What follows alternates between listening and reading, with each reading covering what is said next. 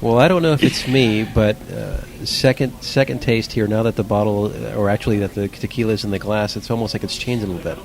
Yes, and I've noticed, I'm not sure if everybody else has out there, but I like to, when, again, for instance, the bottles of Dos Lunas that I brought Alex, they were with me on a plane. They've suffered, cabin pressure. They've gone through the X-ray machine, so they're a little agitated, agitado, as we say, and so You sounded like a Cuban there for a second. agitado, yeah, and so we had.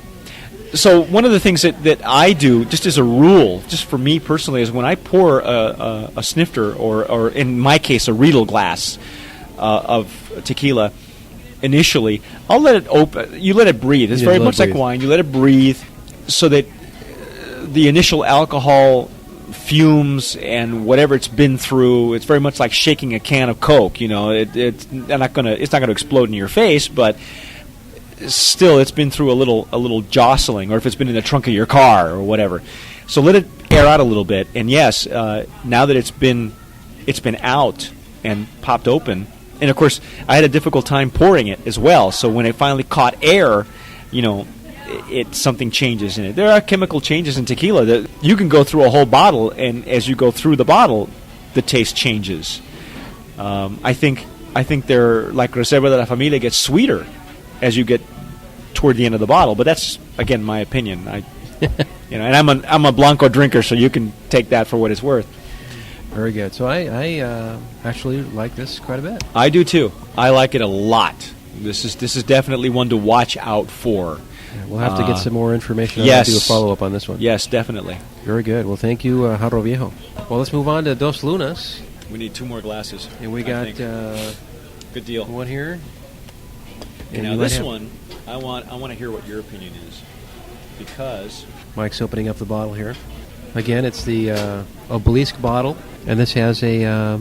Actually, I put my white napkin down on the table now so I can. Yeah, so you can see the true color here. Yeah, this again is courtesy of Dos Lunas. Thank you for that. Yeah, thank you, Dos Lunas. And thank you, Mike, for hauling it all over Hey, here. like I said, it was called food most of the way. Well, I believe tequila is food. Yes, it is. As a matter of fact, the ticket gal at the ticket counter said to me, "Just tell him it's your breakfast instead of telling him it's tequila." Okay, it's my breakfast.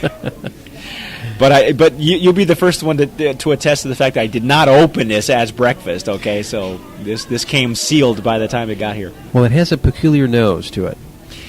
When I first tasted this, I was in the offices of D.W. Turner, which is the public relations company for Dos Lunas. And what struck me initially when I opened up the bottle, and these were sealed bottles that I opened up in their offices, was the barrel nose. I had the only thing the last experience I had with this kind of a smell was when we walked into the barrel room of Arete, because it was a sealed room. Now, what I smelled in Arete was the barrels. And they used Jack Daniel's whiskey barrels. And it was, when you say the phrase "died and gone to heaven," I died and went to heaven. And heaven smells like 2 things for me. One is the smell of añejo, which is these barrels, and the other one is green chili roasting in New Mexico, which you have to come to New Mexico to smell. But it's a very, very strong barrel smell. What struck me very interesting about this reposado is that by and large, reposados, well, as a rule, reposados are rested in larger barrels. The añejos are rested in small batch barrels, and that's by law. They have to be smaller barrels. Reposados can be, I forget how many thousands of liters a reposado can be resting in. So there's not a whole lot of tequila touching the barrel, whereas in añejo, they're small batch because most of the tequila is touching the wood.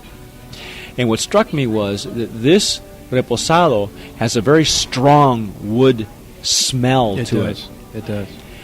And again, just like the Blanco, beautiful legs, nice tears that you can see on the sides of the glass. By the way, we're using snifters, not Riedel glasses, which I would recommend that you use all the time when you first taste a tequila and you're doing a self cata at home. Riedel glassware makes a specific tequila glass for just this type. But traditionally in Mexico, you'll use the mini snifters, or even the medium-sized snifters. And you get the beautiful tears. Oh, yeah. Really nice tears on this. And you could pick up those glasses. I've seen them at. Do you have Bevmo out there in New Mexico? We don't, but yes, Bevmo is a huge. Bevmo is a huge outlet, which is Beverages and More. Beverages and More. And probably Liquor Barn. I don't know if there's Liquor Barn is available in New Mexico. It's you either have Kelly's or Quarters. There's two of the major ones, but they are available in New Mexico, and that's where I get. In fact, as a matter of fact, I give them away as gifts for friends, because I always. Every time I'm invited to a party or a barbecue, they always expect Mike to bring the tequila, and so I try to do a little education, not just as a gift, but so the people who are not used to this get a little education from me, and a lot of us do the same thing. We try to convert people from the mixtos, the 5149. Oh yes. To stuff that's really good, and I've really converted a few people, and it's taken a while, but some people are more conducive to that type of education, and so they know that when I show up with a couple of glasses from Riedel, they've earned the right to actually have a couple of glasses, and it's nice to give Crystal for friends. So. Oh yeah. So anyway, let's try it. Got an interesting taste. Interesting. It's you tell me. I want to hear your opinion. It's oily on my palate. Yes. It's oily on my palate. It is. There isn't much of a burn, so it's actually, which makes it smooth. But I find it very oily, which is not a bad thing. But no, it's not a bad thing. And the smell, I did some investigating with some of the experts that I've met now on our tour, and I've discovered that, and this is probably more information than the listeners and readers need to know, but they need to know. According to the normas, tequilas are allowed at least 1% of additives to the recipes, and the additives need to be natural additives that are approved by their FDA, their version of the FDA. And they could be caramel color, they could be caramel, it could be vanilla. I've done some checking, and I understood that it is also not uncommon that wood essence is available and used, and it's very, very powerful. It doesn't take a whole lot to add to enhance a tequila. Is that a bad thing? Is that a good thing? You decide. Personally, it's very pleasurable to smell that añejo, because it brings back to me a lot of special memories from when we took this tour. And I'm not a catador. I'll have to again preface this by saying this is just my personal opinion, but we are students. We are students, and we probably, as long as we stay students, we'll be okay. We'll be okay. But it is very unusual to have a reposado smell so strongly of wooden barrel. Whether they use an enhancement or not, I'm not sure. Does that make a difference? I'm not sure. They start off with a very solid blanco. It's always been my personal opinion that if you start off with a solid blanco, there's really not a lot of ways that you can mess up the rest of it, but some producers do.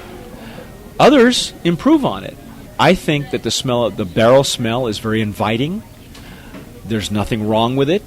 Their marketing will have to take a different look on it, because it's a very elegant smell too. A barrel smell, an añejo smell, is an elegant smell, and their website belies that, because their market that they look like they're going after is the young sipper, the new sipper market. I think the president, I mentioned that in one of my articles, that the president of Diageo said that there will be at least a million people coming of age in the next 10 years who will be drinking spirits. They're 20-something. Yeah. And they've become somewhat more refined. So your 20-something is opting for the wines and the finer spirits versus the beers. Even though, obviously, I'm a big beer fan. microbrew fan. Beer has taken a beating in the market. It has. They've lost a big chunk of it, and of course, Mr. Coors getting busted for DWI doesn't help much. But that's Coors. That's Coors. It's an interesting reposado. Very interesting reposado. Totally night and day from Jarro Viejo. But these, let me tell you, backtracking with the folks at DW Turner on the decisions that were made by Dos Lunas to begin with, they've done their homework. These guys are no slouches. They picked a great distillery. They obviously took a lot of time in the bottle design. So this is a very solid reposado. As I said before, if they're using enhancement, is that a bad thing? Is that a good thing? It may be a good thing.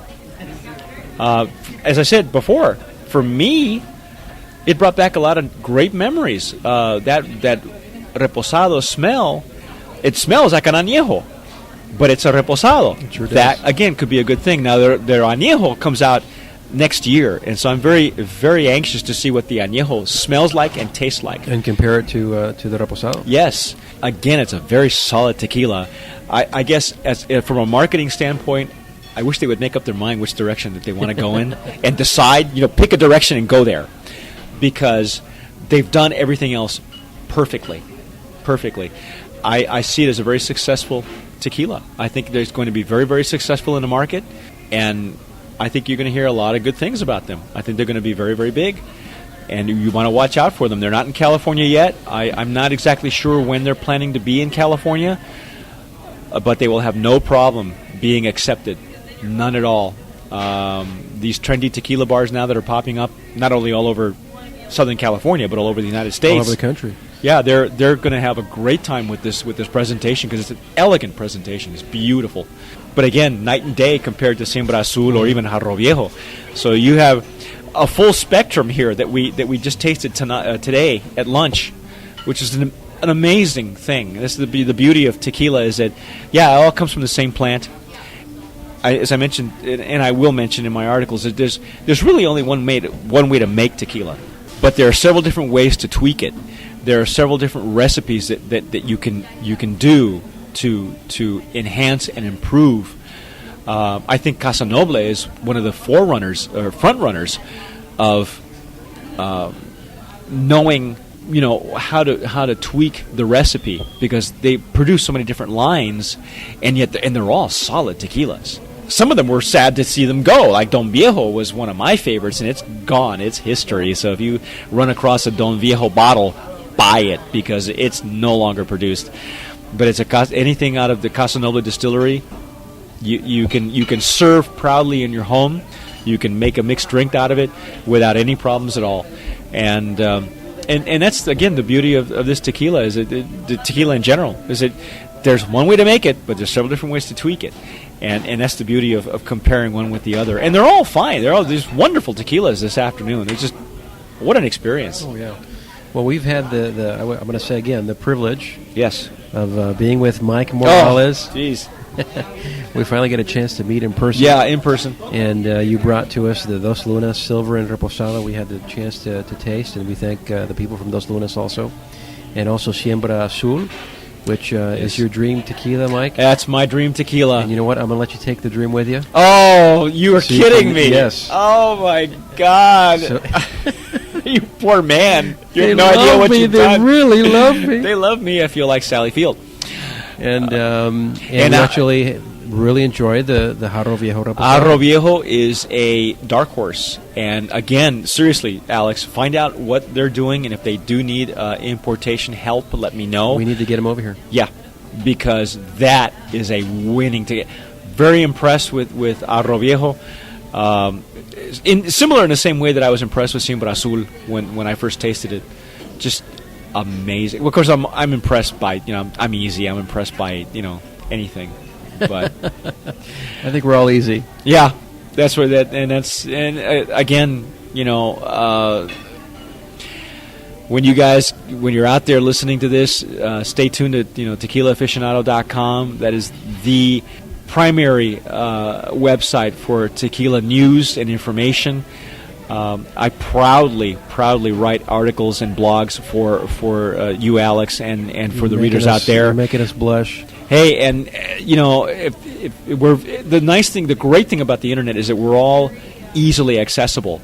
If you need to get a hold of us for any reason, you have a question, you have a complaint, whatever it is, send us an email. Send one to Alex. He knows how to get a hold of me. And it's certainly the beautiful thing about tequila and this industry is the connections you make and the relationships you forge. And what we're all about, since we're all fans, it's anything that we can do to help, which is our bottom line. I write the articles because not only do I love to write, but I love to write about tequila. And if I can impart that to you folks out there, and Alex, great. If you learn something, even better. If I'm full of smoke, tell me, or something else. Yeah, it is a small world when it comes to tequila. Yeah, I'd like to call it a family. It is. It's a family, and yet, on the flip side, it's international. Companies like Casa Noble are front runners in going to Europe, to Russia, to Asia. India right now is a very, very hot market. Of course, Cuervo and Sauza have been there for a couple of years now. They saw it coming, and the Mexican tequila industry is not wanting to. They're not wanting to put all their eggs in one basket anymore. They don't want to rely on the American economy, which is a very, very smart thing to do.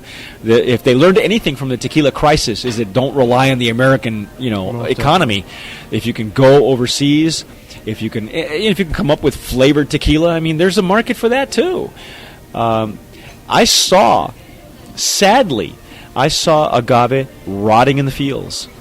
And that means that there are farmers and people who are cultivating this that aren't making any money. Agave, there's a glut on the market, and the price of agave is low. So anything that the tequila industry can do to get it out there and further the market, to get more mileage out of that agave plant, go for it. Doesn't necessarily mean that you and I will be drinking flavored, tropical piña flavored tequila. But again, there's a market for that. There is a market. There's definitely a market. Yeah. And I really believe that if anything, it'll drive the tequila growth.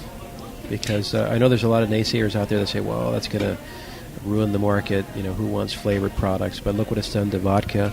Look what it's done to other types of spirits. So if anything, it will capture, if not probably the tequila drinker that's never had tequila before. And bring them, right back to, being a purist with the Blancos or Reposado or Añejo fan. If they have the slightest curiosity, like we did, I mean, we've all been there. We've all done the 5149, and if we have the slightest curiosity, we'll investigate more. And if that is the case, if it's a door opener for the rest of the industry for the next 10 years. Like Diageo has predicted, then the tequila industry is in for a huge boom.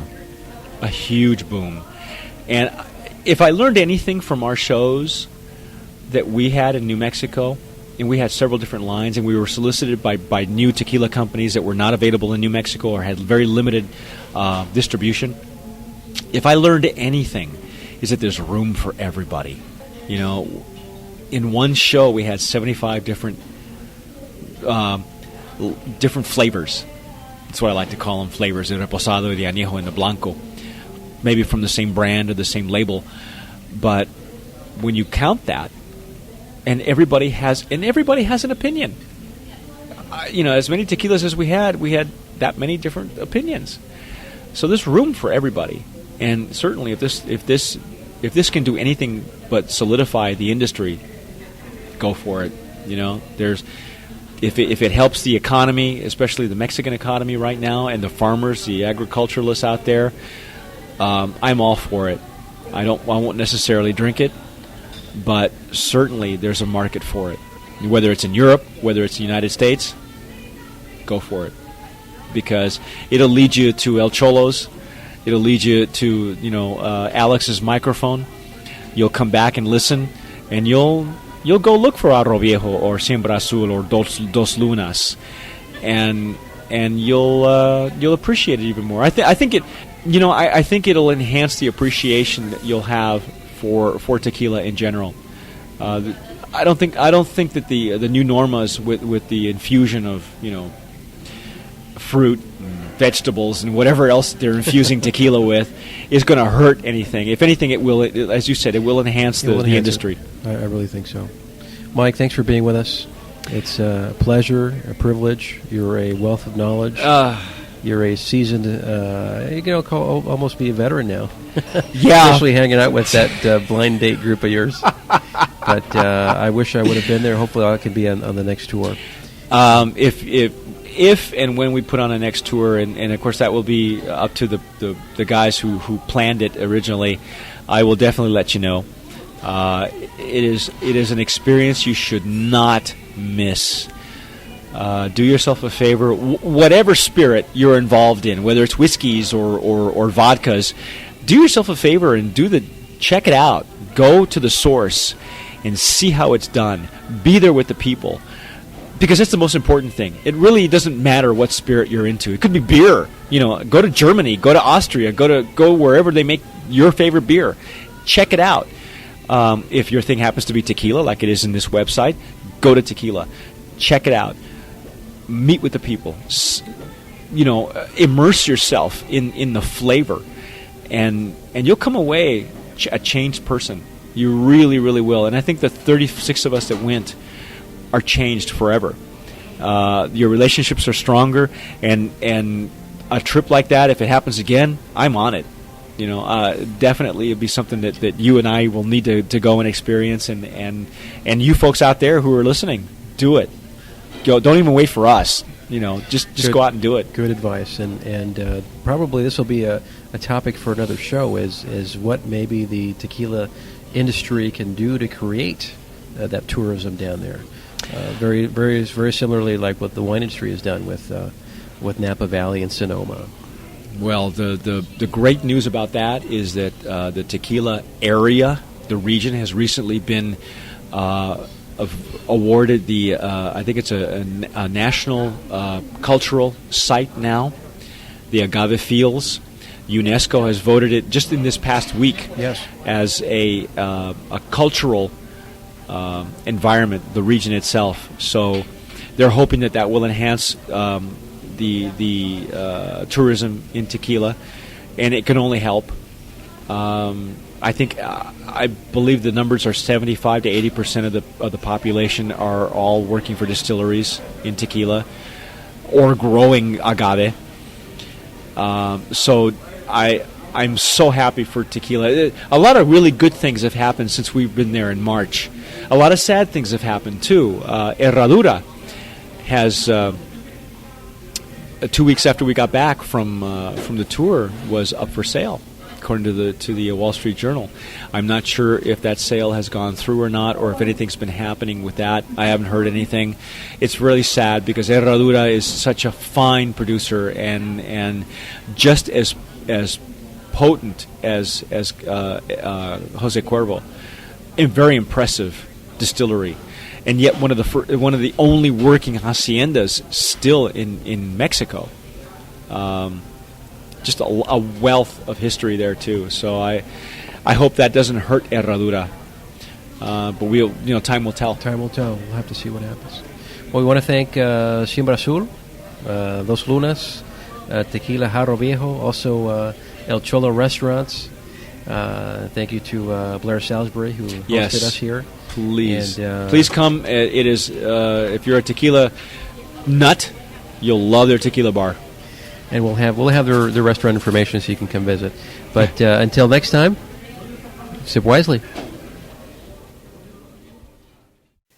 I'd like to thank Mike Morales for taking time out to meet with me, and also Blair Salisbury from El Cholo Restaurant in Pasadena for allowing us to use his facilities. Also, thank you to the people from Siembra Azul Tequila, Dos Lunas Tequila, and my friend Ray Del Toro for providing Jarro Viejo Reposado for us to try. We hope you enjoyed the show, and we hope to have Mike back on the air soon. Until next time, sip wisely.